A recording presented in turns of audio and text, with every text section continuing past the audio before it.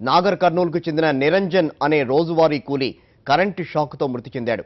అయితే ఈ ఘటన గురించి ఇంటి యజమాని తమకు ఎలాంటి సమాచారం ఇవ్వకపోవడంతో ఆగ్రహం వ్యక్తం చేసిన నిరంజన్ బంధువులు ఇంటి ముందు ఆందోళనకు దిగారు. మృతదేహాన్ని ఇంట్లోనే పూడుస్తామంటూ పట్టుబట్టారు. మరింత సమాచారాన్ని మా కరెస్పాండెంట్ శివశంకర్ అందిస్తారు. శివశంకర్, అసలు ఈ ఘటన ఏ రకంగా జరిగింది?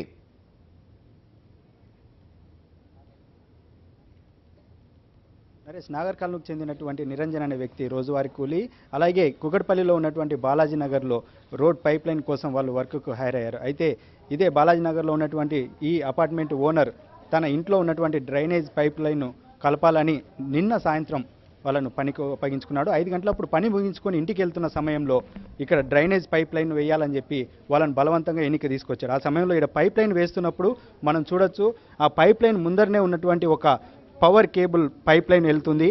దాని మీద తను ఒక గుణపంతో వర్క్ చేస్తున్న సందర్భంలో ఒక్కసారిగా షాక్ గురయ్యాడు. ఇమీడియట్గా ఎగిరి బయట ఉన్న పరిస్థితి ఉంది. ఇమీడియట్గా అతన్ని హాస్పిటల్ తీసుకెళ్లే లోపే చనిపోయినారు. అతనితో పాటు వర్క్ చేసుకున్నటువంటి వాళ్ళు కూడా ఇక్కడ ఉన్నారు. ఆ సమయంలో ఏం జరిగింది వాళ్ళ మాటలు విందాం. నిన్న ఇక్కడ పని చేస్తున్నప్పుడు ఒక్కసారిగా కరెంట్ షాక్ కొట్టి అతను చనిపోయాడు. ఎలా జరిగింది అంటే మీరు ఎక్కడున్నారు, ఎలా చూసారు? మేము ఇక్కడే ఉన్నాం సార్, అందరం పని చేసుకుంటా. ఇక్కడ మెయిన్ వాల్స్ ఉన్నాయి. ఇక్కడ మెయిన్ వాల్స్ ఉన్నాయి. ఈ మెయిన్ వాల్స్ ఉన్నప్పుడు ఏమైందంటే మేము మా వర్క్ అయిపోయినాక ఇవి మొత్తం కంప్లీట్ అయినాక చేస్తాం సార్. అంతవరకు మేము ఏది ముట్టుకోము, మాకు ఎవరు ఒప్పుకోరు మామూలు, అంతవరకు చేయలేము. అంటే ఆయన ఏమన్నాడు, ఇంటి ఓనర్ ఏమన్నాడు అంటే, ఇది నువ్వు ఇక్కడ విడిచిపెట్టిపోతే మా పరిస్థితి ఏంది, ఇదంతా గల్లీది ఎవరు భరించాలి, గల్లీది ఎవరు చేయాలి, అది దాన్ని పెద్ద సతాయించండు. అక్కడికి అంత దూరం వెళ్ళినాం. అక్కడ వెళ్తే గిట్లంగా మరి చేతి పట్టి చూతురన్నాడు, నాకు కలపాలి, కనెక్షన్ కలపాలంటే ఊరికే సతాయిస్తున్నాను. మేము అందరం కలిసి తీసినాం, లైన్ తీసి పైపులు మొత్తం వేసి సెట్ చేసిన తర్వాత అది ఏమైందంటే సిమెంట్ తెచ్చి జైన్లు పెట్టడానికి సిమెంట్కి పోయినాం. సిమెంట్కి పోతే ఇంకో అబ్బాయి పైపులు సెట్ చేసినాక అంత అయిపోయినాక ఇక్కడ ఓనర్స్ ఉండే ఏమన్నాడు, లేదు నిరంజన్ ఇక్కడ మా జర హైట్ అయింది, పైపులు హైట్ అయినాయి, పైపులు మటం తీసేసి పొడుసు గడపర చూసుకొని కింద మట్టి మటం తోడు హైట్ అయినది పొడుసు అనేసరికి అక్కడ మాల్కు మేము అక్కడ సిమెంట్కి వెళ్ళినాం. ఇక్కడ ఆల్రెడీ మంటలు వచ్చేసినాయి. అక్కడ ట్రాన్స్ఫారం మండింది, ఇక్కడ మంటలు వచ్చేసినాయి. అంతలోనే పట్టేసింది, కరెంటు పట్టేసింది. ఇంకా బాగా సతాయించింది ఆయన. ఇంకా కరెంటు పట్టేసింది ఎమ్మటే అక్కడ వేరే గల్లీలో ఉన్న ఆయన అతను వచ్చి అక్కడ ట్రాన్స్ఫార్ అంతే అది బంద్ చేసిండు. మెయిన్ బంద్ చేసేసరికి ఒక 2 నిమిషాలు అట్లా పట్టుకున్నాడు. మెయిన్ బంద్ చేసినాక ఇంకా అప్పుడు తీసుకొచ్చి హడావిడిగా అందరం బట్టి అక్కడికి తీసుకెళ్ళాం. అక్కడికి మూల తిరిగేలోపు ఇక వర్క్ దాటక ముందే చనిపోయాడు. అప్పటికే చనిపోయింది, ఇక్కడనే చనిపోయాడు. ఇక మొత్తం మీద ఆడ వర్క్ చేస్తూ ఒక్కసారిగా కరెంట్ షాక్ కొట్టింది, ఇమీడియట్గా చనిపోయాడు. నిన్న సాయంత్రం జరిగినప్పటి నుంచి కూడా ఇప్పటి వరకు కూడా మృతదేహాన్ని వీళ్ళ బంధువులకు అప్పగించకపోవడం, వీళ్ళకి ఎటువంటి సాయం చేయకపోవడం, దానికి సంబంధించి ఇన్ఫర్మేషన్ కానీ బాధ్యత తీసుకోవాల్సినటువంటి ఇంటి ఓనర్ కూడా ఇప్పటి వరకు రెస్పాన్సిబుల్గా ఫీల్ కాకపోవడం వల్ల ఇంటి ముందే టెంట్ వేసుకొని కుటుంబ సభ్యులు ఆందోళనకు దిగిన పరిస్థితి ఉంది. అంతేకాకుండా నెల క్రితమే నిరంజన్కి బాబు కూడా పుట్టాడు. మరీ దారుణమైన పరిస్థితి, చిన్న పిల్లలతోటి ఇంటి ముందే ధర్నా కూర్చున్నారు. నెల రోజులు ఉన్నటువంటి వయస్సు ఉన్నటువంటి బాబుతో సహా నిరంజన్ యొక్క భార్య ఇక్కడే కూర్చుంది.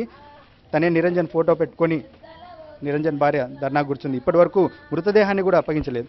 ఈ ఇంటి ఓనర్ కానీ పోలీసులు కానీ మీ భర్త మృతదేహం ఎక్కడుంది అప్పగించారా, ఏమన్నా చెప్పడం జరిగింది? ఈయన నా భర్త పొద్దుగాల దాన్నే వంట చేసుకొని టిఫిన్ పెట్టుకొని వచ్చినామంటే ఇక్కడ 5 గంటల వరకు పని చేసిండంట. పని చేస్తే ఇంటి పోనరు, నా కలెక్షన్ కలపంటే ఉడక తర్వాత కలుపుతా, నేను ఇప్పుడు కలపానని చెప్పినంట. బలవంతం చేసేసరికి ఆయన కేబుల్ ఉందని కూడా చెప్పలేదంట. చెప్పకుండా బలవంతం చేస్తే ఆయన గడపరతో తవ్విండంట, అది కేబుల్ మీద పడ్డదంట. ఇక్కడనే చనిపోతే హాస్పిటల్ తీసుకెళ్ళిరంట. హాస్పిటల్ తీసుకెళ్తే కూడా 2 గంటల సేపు బతుకులాన్ని అడుకోయి చూపియండి బాడీనని. బాడీ వస్తుందమ్మా, ఒక 3 నిమిషాలు వస్తా అని చెప్పారు. చెప్తే సరేలే అని అక్కడే కూర్చున్నా. అన్ని వివరాలు రాసుకున్నారు. అందులో మీదే ఊరు, ఎక్కడ ఉంటారు, ఏం కథ అని అన్నీ రాసుకున్నారు. అన్నీ రాసుకుని ఇక్కడ రాసుకుంటే అక్కడ డెడ్ బాడీని ఎక్కడ చేసిరో తెలియదు. సరేనా, మీ భర్తను మీరు చూసారా? కనీసం చూపించలేదు. ఇంతవరకు ఆ ఇన్ఫర్మేషనే తెలియదు నాకు. బాడీది ఎక్కడుందో తెలియదు, ముఖం కూడా చూసుకోలేదు. 3 రోజులు అవుతుంది ఈరోజు ముఖం చూసుకొని. ఉదయం లేచి వచ్చినప్పుడు చూసుకున్నది, ఇంతవరకు చూసుకొనే లేదు. నాకు 3 పిల్లలు, బాబుకి 1 నెల అవుతుంది. ఆపరేషన్ చేపించుకొని 4 రోజులు అవుతుంది. అతనే వండి పెడుతుండే, అతనే వండి పెట్టి టిఫిన్ పెట్టుకొని వస్తుండే. దారుణమైన పరిస్థితి. నెల రోజుల పిల్లాడితోటి ఇలా ఇంటి ముందే తన భర్త ఎక్కడుంది శవం కూడా తెలియని పరిస్థితుల్లో ఇంటి ముందే ఆందోళనకు దిగిన పరిస్థితి ఉంది. ఇప్పటి వరకు కూడా భర్త మృతదేహాన్ని బంధువులకు కానీ భార్య కానీ కడసారి కూడా చూసుకోలేని దారుణమైన పరిస్థితి. అయితే బంధువులు మాత్రం మొత్తం ఇక్కడికే వచ్చారు, ఇంటి ముందే ధర్నా చేస్తున్నారు, ఇక్కడే టెంట్ వేసుకొని కూర్చున్నారు. ప్రధానంగా వాళ్ళు కనీసం నాగర్ కర్నూలుకు తీసుకెళ్లే స్తోమత కూడా లేదు, తమ దగ్గర డబ్బులు లేవని వీళ్ళు వాపోతున్నారు. ఇంటికి కూడా తీసుకెళ్ళాము, దహనం చేయడానికి కూడా తమ దగ్గర ఆర్థిక పరిస్థితి బాగాలేదు, దీంతోనే ఇంట్లోనే మేము పొడుస్తామని చెప్పి ఇదే ఎంట్రన్స్ ఇంట్లోనే దగ్గరనే చూస్తున్నాం మనము. ఇంటి ప్రహరీ మెయిన్ ఎంట్రన్స్ దగ్గరే ఇక్కడ గుంత తీశారు, ఇక్కడే తమ నిరంజన్ పూర్తి చేస్తామని చెప్పి బంధువులు చెప్తున్నారు.